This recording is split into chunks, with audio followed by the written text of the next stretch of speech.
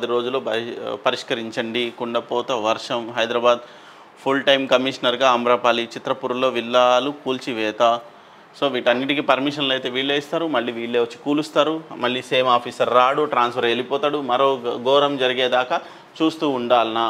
Kolkata doctor rape murder ఘటనపై supreme court ఆగ్రహం. December 9న సెక్రటరియట్లో Telangana తల్లి విగ్రహం. రుణమాఫీపై ఆలసత్వం వద్దు, చిన్న చిన్న కారణాలతో పెండింగులు పెట్టొద్దు. బట్టి విక్రమార్క స్పష్టీకరణ. నేటి నుంచి కాళేశ్వరంపై ఓపెన్ కోర్టు. ఇంజనీర్లు, అధికారులు, కాంట్రాక్టర్లు క్రాస్ ఎగ్జామినేషన్. ఆల్రెడీ అదే కాంట్రాక్టర్కి తెలంగాణ గవర్నమెంట్ మళ్ళీ ఇప్పుడు కాంట్రాక్ట్లు ఇస్తుంది.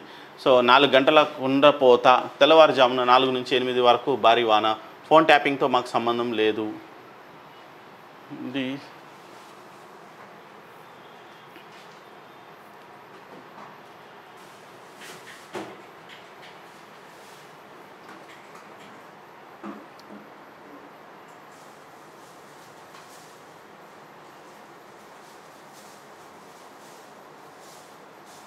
ఏసీబీ వాళ్ళలో మణికొండ జలమండలి మేనేజర్ అవుట్సోర్సింగ్ ఉద్యోగి సైతం 30,000 లంచం తీసుకుంటూ పట్టుబడ్డ అధికారులు. ధరణి దరఖాస్తులు 10 రోజుల్లో పరిష్కరించాలి. పార్టీ ప్రభుత్వం గొల్లకుర్మలో ప్రాతినిధ్యం పెంచండి. కవిత చుట్టే బీఆర్ఎస్ కోర్టులో కేసు విచారణకు వచ్చిందంటే ఢిల్లీకి నేతలు. నిన్న మొత్తం 2 హైడ్రామాలు జరిగినాయి. ఒకటి వేణుస్వామికి సంబంధించిన కేసులు, ఒకటి మధురానగర్లో కంప్లైంట్ బుక్ అయింది, రెండోది జూబ్లీ స్పియర్స్లో మూర్తి గారు పెట్టారు. ఈ 2 విషయాలు అయితే ఇక్కడ కవితకి సంబంధించి కొంతమంది పెద్దలు ఢిల్లీ వెళ్ళారు సుప్రీంకోర్టు అని ఆశ్రయించిన క్రమంలో. ఆ క్రమంలో కవిత చుట్టూనే బీఆర్ఎస్ ప్రదక్షిణలు చేస్తుంది. ఇక్కడ కవిత తర్వాతే ఎవరైనా అనే కాన్సెప్ట్కి వచ్చేసింది. సో మొన్న కేటీఆర్, హరీష్ రావు, తాజాగా మళ్ళీ 3 ఎమ్మెల్యేలు కూడా అక్కడికి వెళ్ళారు. కవిత బెయిల్ విచారణ 27కి వాయిదా. నిన్న మనం అనుకున్నాం ఆల్రెడీ 27కి వాయిదా పడుతుంది కవిత బెయిల్, ఎందుకంటే సుప్రీంకోర్టు ఓన్లీ డైరెక్షన్ ఇస్తుంది కానీ ఆర్డర్ ఇవ్వదు. సో ఇదే పరిస్థితుల్లో అది కూడా నిన్న ప్రస్తావించుకున్నాం మనం. హరీష్ రావు రాజీనామా చేయి, పోటీ చేద్దాం. ఇప్పుడు మైనంపల్లి వాళ్ళకున్న పర్సనల్ కక్ష సాధింపులకి మళ్ళీ రిజైన్ చేయి, మళ్ళీ పోదాం, ఏదో చేద్దాం అంటాడు. ఈయనకి ఎందుకు అక్కడ మెదక్ సీట్ ఇవ్వలేదు కాబట్టి మైనంపల్లి హడావుడి. మైనంపల్లికి అసలు మినిస్టర్ ఎందుకు ఇవ్వలేదు? ఫస్ట్ కేటీఆర్ని అడుగు, ఈయనని అడుగు, రేవంత్ రెడ్డిని అడుగు. మైనంపల్లికి ఫస్ట్ మినిస్టర్ పదవి ఎందుకు ఇవ్వలేదు అంటే దోచుక తింటారు కాబట్టి. మల్కాజ్గిరి, మెదక్ జిల్లాల్లో పోయి అడగండి, మొత్తం దోచుక తిన్నారు. కొడుకు గెలిచిండు, తండ్రి ఓడిపోయిండు అంటే ఎంత సిగ్గుచేటు. ఈయన చేసిన దుర్మార్గాలకి ఆయన ఓడిపోయిండు. మల్లారెడ్డి అని తిట్టారు. మల్లారెడ్డి అల్లుడు గెలిచిండు కదా మల్కాజ్గిరిలో, ఎట్లా గెలిచిండు? అది పరిస్థితి. ఎందుకంటే వీళ్ళు చేసే అక్రమాలు, దౌర్జన్యాలు అలాంటివి. ఫస్ట్ నువ్వు పోటీ చేసి మళ్ళీ పోటీ చేయడం, మళ్ళీ గెలవడం కాదు. ఫస్ట్ నీకు మినిస్టర్ ఇస్తాడేమో రేవంత్ రెడ్డిని పోయి అడుగు, చెప్పుతోను కొడతాడు, ఎల్లగొట్టేస్తాడు. ఫస్ట్ ఆఫీస్లోకి వెళ్ళి రానియాడు. అరే పోరా భయ అంటాడు. ఎందుకంటే వీళ్ళు మొత్తం దోచేసుకున్నారు, కొన్ని 100 కోట్ల రూపాయలు దోచుకున్నారు సంపదని. సో వాళ్ళ కార్లు, వాళ్ళ విల్లాలు, వాళ్ళ హడావుడి, వాళ్ళ కథ చూస్తే మొత్తం నెక్స్ట్ లెవెల్ ఉంటుంది. ఏ తేదీలో రుణమాఫీ చేస్తారు? తెలంగాణ తల్లి విగ్రహంపై కోదండరాం సమాధానం చెప్పాలి. మాజీ మంత్రి జగదీశ్వర్ రెడ్డి. మాఫీ పూర్తి హాస్యాస్పదం. కేటీఆర్పై పోలీసులకు ఎంపీ అనిల్ కంప్లైంట్. ఆయన ఒక రాజ్యసభ సభ్యుడు, ఆయన అక్కడ పోయి ఏదో చేస్తాడు అనుకుంటే ఇక్కడ కంప్లైంట్లు ఇవి చేస్తుండు. వి వాంట్ హైడ్రా కావాలని కోరుకుంటున్నారా? ఏం జరుగుతుంది?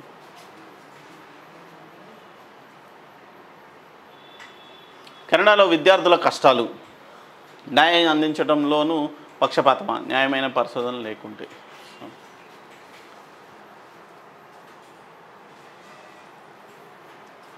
మన కంప్లైంట్స్ ఏమైనా వచ్చినాయమ్మా? సో ఇది పరిస్థితి. తర్వాత మనము హైడ్రా గురించి మాట్లాడుతున్నాము, కవిత బెయిల్ గురించి మాట్లాడుతున్నాము. సో హైడ్రాలో అయితే మొత్తం ఆఫీసర్లు లంచగొండిలా తయారయ్యి అడ్డగోలు పర్మిషన్లు ఇచ్చేసి ఇప్పుడు ప్రజలు బాధపడుతున్నారు, ప్రజలు నష్టపోతున్నారు. వీళ్ళ నష్టానికి బాధ్యులు ఎవరు అంటే మళ్ళీ ప్రభుత్వమే నష్టపరిహారం ఇవ్వాలి. ప్రభుత్వమే వాళ్ళకి కాంపన్సేట్ చేయాలి. ఎక్కడైనా ప్రభుత్వ భూమి ఉంటే ఆ ప్రభుత్వ భూమిలో వీళ్ళు మళ్ళీ వాళ్ళకి స్థలాన్ని కేటాయించాలి. నిన్న ఒక వ్యక్తి అయితే రంగనాథ్ గారు ఒక బిల్డింగ్ ముందరికి వెళ్ళి ఆగాడంట, ఒక షెడ్ ముందరికి. అది వేర్ హౌస్ లాంటిది. Warehouse in the sense అక్కడ ఏదో వాళ్ళు చిన్న వ్యాపారం చేసుకుంటున్నారు కర్రలకు సంబంధించి. అది పెట్టుకునే షెడ్ ఒకటి ఉంది. అక్కడికి వెళ్ళి ఆయన కారు ఆగాడు. అది యాదృచ్ఛికంగా కారు ఆపాడు. ఆపి ఆయన అక్కడ దిగి మొత్తం పరిశీలన చేసుకొని ఓకే అటు ఇటు వెళ్ళాడు. ఆయన ఏదో నార్మల్గా చేసిన వ్యవహారానికి అక్కడ లోకల్గా ఉండే లీడర్స్ వచ్చేసి ఫస్ట్ నీదే కూలగొడుతున్నాము, నీ ఇష్టం చూసుకో అనేసరికి ఆయనకు భయం అయ్యి ఇది అడ్డగోలుగా కూలగొడితే మళ్ళీ నాకే ఇబ్బంది అవుద్దని చెప్పేసి ఆయన ఏం చేశాడు, షెడ్ మొత్తం ఇప్పేసి కూర్చున్నాడు. ఏమైంది సార్, ఎందుకు షెడ్ ఇప్పేసినావు, ఏంది కథ, ఈ షెడ్ ఇంతేనా, కూలగొట్టారని అడిగితే కూలగొట్టలేదు సార్, ఇదిగో ఇలా ఉంది ఇది వీడియో చూడండి అని చెప్పేసి ఆయన కట్టించుకున్నప్పుడు వీడియో నీట్గా చూపించాడు. అది కట్టి కూడా 6 నెలలే అవుతుంది. అది కట్టిన తర్వాత నిన్న వచ్చి హడావుడి చేసేసరికి మొత్తం కూల్ చేస్తే రేకులు గీకులు అన్నీ వేస్ట్ అయిపోతాయని చెప్పేసి ఇప్పి పెట్టుకున్నాను సార్, ఏం చేయాలో తెలియదు అంటారు.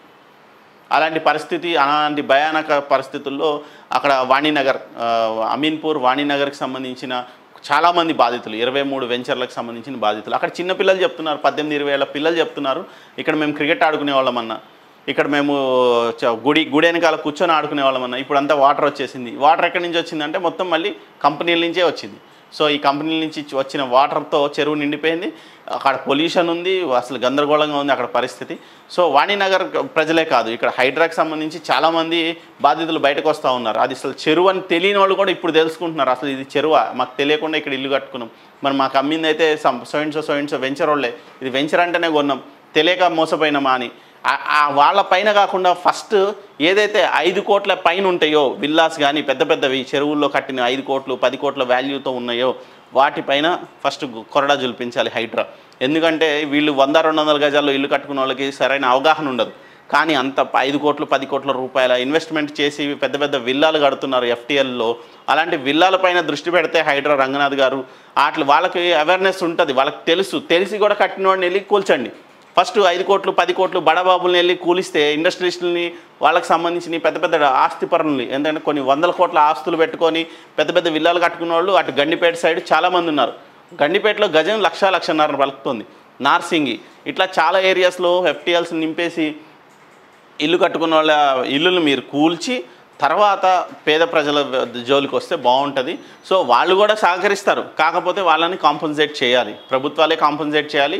ప్రభుత్వాలు కాంపన్సేట్ చేయని పరిస్థితుల్లో మళ్ళీ ఇంకో కొత్త గందరగోళం ఏర్పడుద్ది. పోనీ ఇదంతా ఏదైనా వీళ్ళు చేసిన తర్వాత ఇది ఇలాగే ఉంటుందా, జీవితకాలం అది చెరువుగానే ఉంటుందా అంటే మళ్ళీ చెరువుని పునరుద్ధరించారు వీళ్ళు.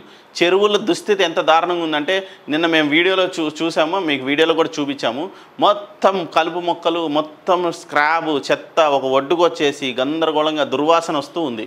మళ్ళీ చెరువు మీద ప్రేమ ఉంటుంది, చెరువుని శుభ్రపరచరు. తల్లి మీద ప్రేమ ఉంటుంది, కానీ తల్లి కూడుబెట్టడు. అమ్మ అమ్మ అమ్మ అమ్మ అని పిలుస్తాడు పూటకి 10 సార్లు, కానీ కూడుబెట్టాడు. అది పరిస్థితి. చెరువుల మీద ప్రేమ కాదు వీళ్ళది. ఫస్ట్ అక్కడ ఉన్న వాళ్ళని ఎలగొట్టాలి, బ్లాక్మెయిల్ చేయాలి, భయపెట్టాలి. ప్రభుత్వాలు ఆలోచన వేరు, రాజకీయ నాయకులు ఆలోచన వేరు. రెండో విషయానికి వస్తే నిన్న ఒక బాధితుడు ఒకే టీవీకి ఫోన్ చేయడం జరిగింది. ఇది శంకరపల్లిలో జరిగింది. శంకరపల్లిలో 2 ఎకరాలకు సంబంధించిన వ్యవహారంలో కొండలరెడ్డి కాన్వాయ్ వేసుకొని వెళ్ళి ఆయన పెద్ద హడావుడితో ఒక 30-40 మంది సైన్యంతో వెళ్ళి, ఆయన ఒక పెద్ద ఇండస్ట్రియలిస్టు, తెలంగాణలో నెంబర్ 1 ఇండస్ట్రియలిస్టుల లిస్టులో టాప్ 10 ఇండస్ట్రియలిస్టుల్లో కొండలరెడ్డి పేరు కూడా వస్తుంది రేవంత్ రెడ్డి గారితో పాటు. ఆ కొండలరెడ్డి గారు ఒక 5-6 కార్లలో 30 మందితో వెళ్ళి కాన్వాయ్గా వెళ్ళి ఒక 2 ఎకరాల్లో బుల్డోజర్లు ప్రొక్లైనర్లు అన్నీ ఆల్రెడీ సిద్ధంగా ఉన్న పరిస్థితుల్లో ఈయన సీన్లోకి వచ్చి మొత్తాన్ని కూలగొట్టి ల్యాండ్ని చదును చేసి, అక్కడున్న ఎంపీటీసీకి సంబంధించిన ల్యాండ్ అది, ఆ ల్యాండ్ని మొత్తం చదును చేసి బాగా హడావుడి చేసి ఏదో సంథింగ్ చేసి వెళ్ళాడు. కానీ శంకరపల్లి ఏరియా మొత్తం అల్లరి ఏంటంటే కొండలరెడ్డి వచ్చాడు, ఈ 2 ఎకరాలు కబ్జా చేసి పోయాడు అంటున్నారు. అది కబ్జా జరిగిందా, ఈయన కొనుక్కొని క్లీన్ చేయించాడా, ఏం జరిగిందో తెలియదు. కానీ మరి అంత పెద్ద ఇండస్ట్రియలిస్ట్ 2 ఎకరాల కోసం రోడ్డు ఎక్కాడంటే అసలు ఏం జరుగుతుందో తెలియదు. అంటే వెనకాల మెకానిజం ఏం లేదా, వ్యవస్థ లేదా. కేటీఆర్ కూడా చేశాడు ఇలాంటి పనులు, కానీ ఎక్కడ బయటపడలేదే. ఎక్కడైనా చూపించండి కేటీఆర్ సీన్లోకి వెళ్ళి హడావుడి చేశాడని. రేవంత్ రెడ్డి తమ్ముడు గారు అంత పెద్ద ఇండస్ట్రియలిస్ట్ కదా, అంత పెద్ద ఇండస్ట్రియలిస్టులు క్యాన్వేలు వేసుకుని వెళ్ళిపోయి హడావుడి చేయాల్సిన అవసరం ఏముంది? సో చూసుకోండి ఒకసారి, మీరు చేసే వ్యవహారం కూడా అడ్డగోలుగా ఉంది. సో ఇది బయటపడుతుంది, ప్రజలందరూ చూస్తున్నారు, దాన్ని అబ్జర్వ్ చేస్తున్నారు. ఆ మండలానికి సంబంధించి శంకరపల్లి మండలం ఆ ఏరియా మొత్తం కొండలరెడ్డి వచ్చాడు, 2 ఎకరాలు ఆక్రమించాడు. అంత చీప్గా, అంత చిల్లరగా బిహేవ్ చేస్తున్నారా సీఎం తమ్ముళ్ళు అనే పరిస్థితిలో మాట్లాడుకుంటున్నారు. సో ఇది నిన్న మనకి వచ్చిన కంప్లైంట్. సో ఇది ఈ రోజుకి నా న్యూస్.